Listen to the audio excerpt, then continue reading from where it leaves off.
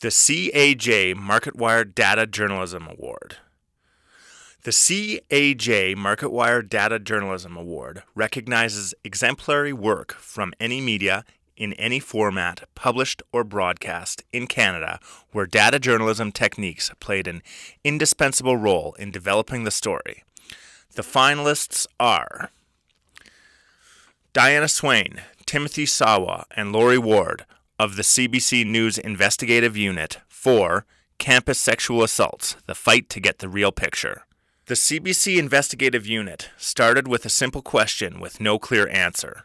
How many sexual assaults occur on Canadian campuses? The team of reporters found inconsistent record-keeping across Canada and even an unwillingness to release statistics. Their reporting forced schools to be more transparent and led to Ontario passing a sweeping discourse law. In a months-long investigation, we asked more than 80 schools around the country to tell us the number of sexual assaults reported to them over the past 5 years. The total, more than 700. Toronto's Ryerson University had the most reports at 57, and adjusted for population size, Nova Scotia's Acadia University had the highest number. Anna Mailer-Paperny and Leslie Young of Global News for Abortions for Some. Access to abortions in Canada is far from equal. Women in rural and northern communities are forced to travel great lengths. Global's choice of a hexagonal heat map to illustrate the stark disparity deftly balanced a need for privacy with the public interest. The reporters were subsequently inundated with personal stories from women who struggled to access abortions across Canada. Bill Curry and Chris Hannay of the Globe and Mail for infrastructure spending in Conservative ridings.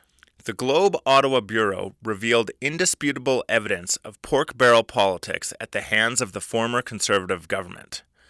Bill Curry and Chris Hannay found the Tories spent the vast majority of the biggest federal infrastructure fund in ridings held by the party. The reporters sorted through thousands of documents, built web-scraping tools, and consulted confidential sources. Gordon Hoekstra and Larry Pinn of the Vancouver Sun for Pride and Power, First Nations and the BC Economy. The controversial Northern Gateway Pipeline proposal might have grabbed the most headlines, but the Vancouver Sun's reporting demonstrated an eagerness on the part of the BC First Nations to participate and thrive in the province's natural resource sector. The stories debunked the prevailing narrative that the Indigenous voices uniformly opposed resource development in BC.